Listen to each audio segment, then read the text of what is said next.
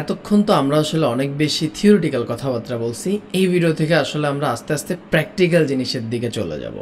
তো প্র্যাকটিক্যাল জিনিসের দিকে যাওয়ার জন্য আমাদের আসলে প্রধানত দুইটা টুলস লাগবে। প্রথমটা হচ্ছে যে আমাদের একটা কোড এডিটর বা একটা টেক্সট এডিটর লাগবে, যেখানে আমরা আমাদের HTML কোডগুলো লিখতে পারবো।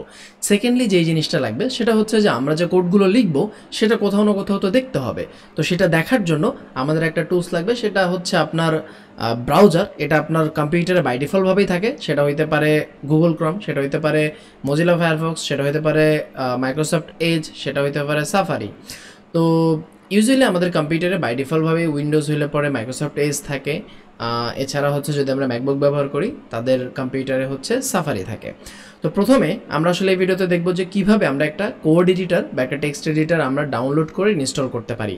আমি এই পুরো জার্নিতে আসলে ভিজুয়াল স্টুডিও কোড দেখাবো। এই ভিজুয়াল স্টুডিও কোড ছাড়াও কিন্তু আরও অনেকগুলো কোড এডিটর বা টেক্সট এডিটর বাজারে অ্যাভেলেবেল আছে, যেরকম অ্যাটম আছে, সাবলাইম টেক্সট আছে, ভিম আছে।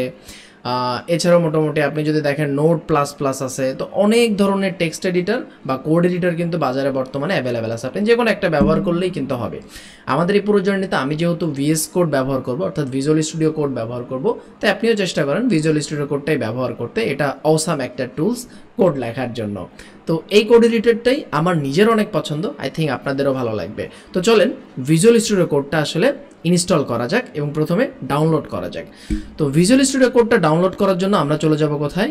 গুগল ক্রোমের কাছে। গুগল ক্রোমের কাছে গিয়ে আমরা বলবো যে আমরা আসলে ভিজুয়াল স্টুডিও কোডটা ডাউনলোড করতে চাই। ঠিক আছে, ডাউনলোড করতে চাই। ওকে, ডাউনলোড করতে চাই। তো আমি যখন এটা লিখব, প্রথমে হচ্ছে আমি আপনাদেরকে দেখাবো যে কীভাবে আপনি ম্যাকে এটা ইনস্টল করতে পারেন।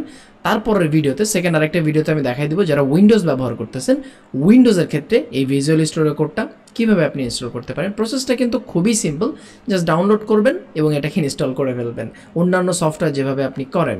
তো আমরা এই লিঙ্কটাতে যাই। এই লিঙ্কটাতে যাওয়ার পরে মোটামুটি হচ্ছে আমরা একটা ডাউনলোড লিঙ্ক পেয়ে যাব।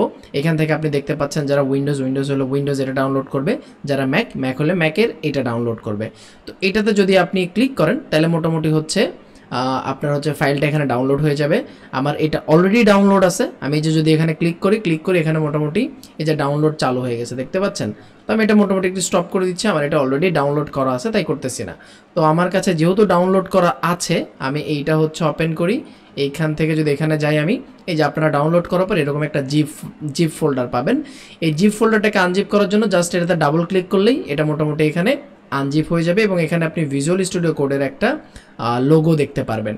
তো সিম্পলি যদি আপনি এটাতে ডাবল ক্লিক করেন তাহলে মোটামুটি হচ্ছে আপনার এই যে এখানে চলে আসছে আমাদের। এটাতে যদি আমি ক্লিক করি, ওপেন করার চেষ্টা করি, মোটামুটি খুব সিম্পলভাবে কিন্তু এটা আমার এখানে ওপেন হয়ে গেছে। তো আপনাদের কেসেও এই সেম প্রসেসেই ম্যাকে হচ্ছে ভিজুয়াল স্টুডিও কোডটা আসলে আপনার ওপেন হয়ে যাবে। আই থিঙ্ক এখানে খুব বেশি ঝামেলা করবে না। ঠিক আছে, তো এরপরে হচ্ছে এখানে আমরা মোটামুটি ফোল্ডার বা ফাইল ওপেন করে আমাদের HTML কোডগুলো আমরা করার চেষ্টা করব। তো এই ভিডিওতে আমরা আসলে দেখার চেষ্টা করলাম যে কীভাবে ম্যাকে আপনি ভিজুয়াল স্টুডিও কোডটা ইনস্টল করতে পারেন। সেকেন্ড অর্থাৎ নেক্সট ভিডিওতে আমরা দেখব যে উইন্ডোজের বেলায় আপনি কীভাবে ভিজুয়াল স্টুডিও কোডটা ডাউনলোড করে আপনার কম্পিউটারে ইনস্টল করতে পারেন। তো দেখা হচ্ছে আপনার সাথে আমার নেক্সট ভিডিওতে।